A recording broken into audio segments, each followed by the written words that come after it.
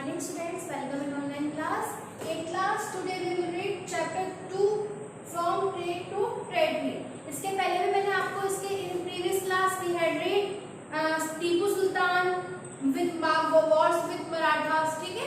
Now today we will read setting up new administration कि किस तरह से नए शासन की व्यवस्था हुई थी. ठीक है. Now we will discuss British territories in India were broadly divided into administrative units called presidency. There were three presidencies: Bengal, Madras and Bombay. कि कंपनी ने एक बहुत अपनी ताकत को फैलाने के लिए और अपनी शक्ति को फैलाने के लिए उन्होंने यहाँ पे उसको ब्रिटिश इलाके के मोटे तौर पर उन्होंने यहाँ की प्रशासकीय इकाइयों को 3 पार्ट्स में डिवाइड कर दिया, क्योंकि एक ही जगह पर रह के वो पूरा शासन नहीं संभाल सकते थे, इसीलिए उन्होंने उसको 3 पार्ट्स में डिवाइड कर दिया. फर्स्ट प्रेसिडेंसी थी Bengal, second presidency Madras and third presidency Bombay. Each were ruled by governor, और हर एक का शासन कौन करेगा? गवर्नर के द्वारा पास होता था, कि गवर्नर ही उस शासन का प्रमुख होता था. The supreme head of the administration was the governor general. कि जो सुप्रीम सबसे ऊपर जो होगा, मतलब हर प्रेसिडेंसी का तो शासन कौन चलाएगा? गवर्नर. और उसमें भी सबसे जो ऊपर गवर्नर जनरल वाला होता है वॉरेन हेस्टिंग, जो 1773 and 1785 was the first governor general of India. कि भारत के वॉरेन हेस्टिंग जो थे वो यहाँ के प्रथम गवर्नर जनरल थे. और Warren Hasting introduce several administrative reform specially in the sphere of justice. कि वॉरेन हेस्टिंग ने यहाँ पे बहुत सारे प्रशासकीय सुधार किए, कि यहाँ पर उन्होंने अलग अलग प्रयास ऐसे किए जिसमें सुधार ला सके. और न्याय के क्षेत्र में स्फीयर ऑफ जस्टिस, कि न्याय के क्षेत्र में उसके सुधार बहुत ज्यादा महत्वपूर्ण है, उल्लेखनीय है. ठीक है. A new system of justice was established in 1772 में. कि जो नया सिस्टम आया, एक नई व्यवस्था या नई न्याय व्यवस्था जो कि 1772 में आई. Each district was have 2 court, कि प्रत्येक जिले में 2 अदालतें होंगी. कोर्ट 2 कोर्ट, 2 अदालतें होंगी. फर्स्ट क्रिमिनल कोर्ट जिसको फौजदारी अदालत कहा गया, and second is civil court जिसको दीवानी अदालत कहा गया. A principal figure in an Indian district was the collector who was responsible to collect revenue and taxes and maintain law and order in district.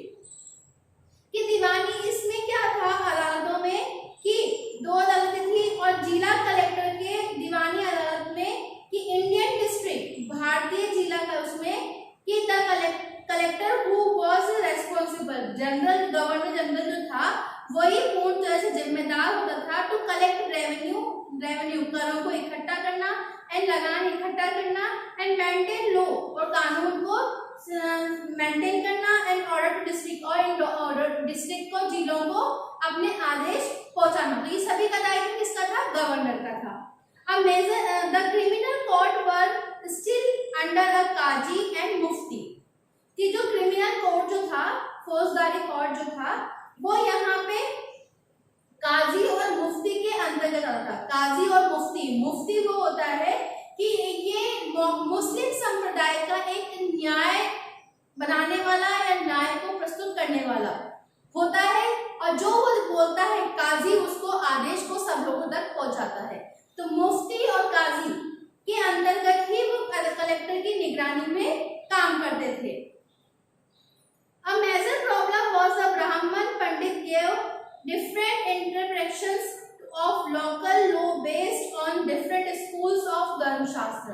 कि धर्मशास्त्र में क्या था कि इस एक बहुत बड़ी समस्या ये थी कि जो वहाँ के जो ब्राह्मण पंडित थे, ब्राह्मण पंडित वो धर्मशास्त्र की अलग अलग शाखाओं के हिसाब से डिफरेंट इंटरप्रिटेशंस की अलग अलग शाखाओं के हिसाब से वो स्थानीय कानूनों की अलग अलग व्याख्या करते थे, क्योंकि हर पंडित अपना भला सोचता था, तो वो अपने धर्म के अनुसार वो अलग अलग शाखाओं का ज्ञान उन लोगों को देते थे. ठीक है। Next topic is the company army, कि कंपनी की फोर्स, कंपनी की सेना में किस तरह की सेनाएं थी। Colonial rule in India brought us some new ideas of administration and reform, but its power rested in a military strength. कि कंपनी के साथ भारत में सुधार के लिए भी नए नए आइडियाज आए और यहाँ पे विचार आए, लेकिन असली तो उसकी ताकत जो थी, पावर रेस्टेड, जो उनकी पावर, जो सत्ता थी वो सैनिकों के हाथ में ही थी, क्योंकि जितनी पावरफुल अगर उनकी सेना होगी तो उसी हिसाब से वो अपनी सेना, अपने राज्य को आगे बढ़ाने का काम करते थे। मुगल सेना, Mughal army and sepoy army. Mughal army, Mughal force जो थी वो मुख्य रूप से कौन थी? The Mughal army was mainly composed of the cavalry soldiers. कि मुगल सेना में ज्यादातर कौन थे? मुख्य रूप से घुड़सवार। घुड़सवार मीन्स जो घोड़े पर चलने वाले जो प्रशिक्षित लोग होते हैं, घुड़सवार थे। Soldiers were trained in archery and use of the sword. और सोल्जर जो थे उनको तीरंदाजी में और तलवारबाजी में, स्वॉर्ड मीन्स होता है तलवार एंड आर्चरी मतलब तीरंदाजी, तो वो तीरंदाजी में और उनको तलवारबाजी में उनको बहुत बड़ा प्रशिक्षण दिया गया था। Mughal state did not feel to need to have a large professionally trained infantry. कि सेना में सवार का इतना मुगल जो था उनको महसूस था कि हम यहाँ पे सेना के ऊपर इतना खर्च नहीं कर सकते।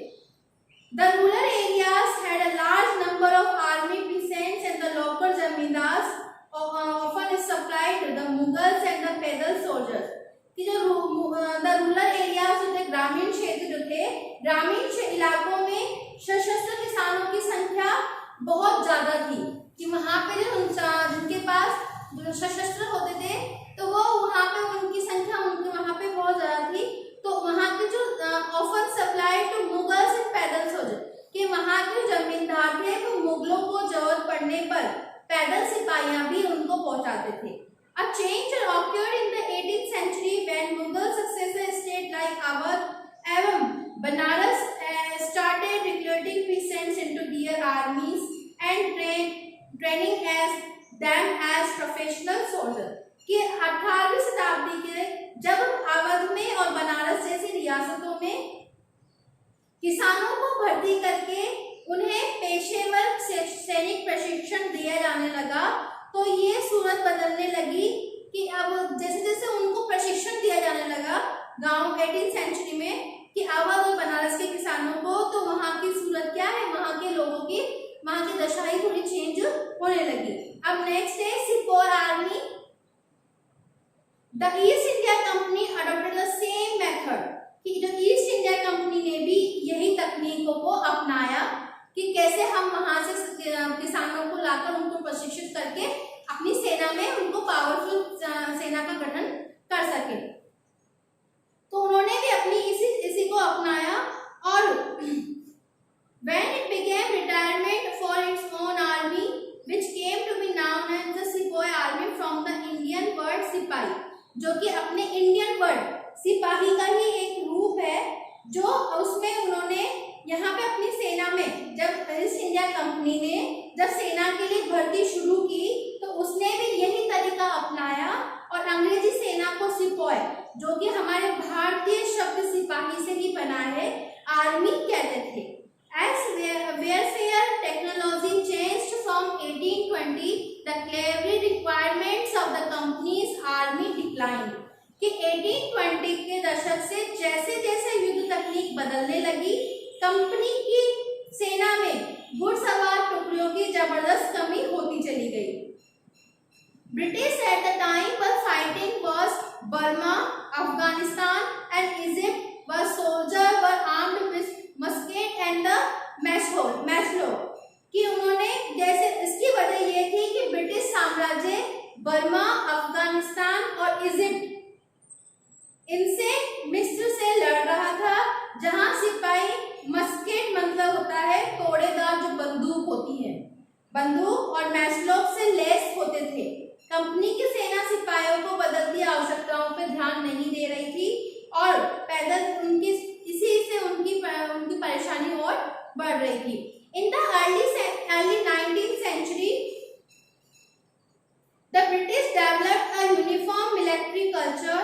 Soldiers were increasingly subject to European style training, drill and discipline that regulated their life for more than before. कि 19वीं सदी की शुरुआत में अंग्रेज एक समरूप सैनिक संस्कृति और विकसित करने लगे और सिपाहियों को यूरोपीय ढंग से प्रशिक्षण देने लगे, अभ्यास कराने लगे और उनको डिसिप्लिन अनुशासन भी सिखाया जाने लगा।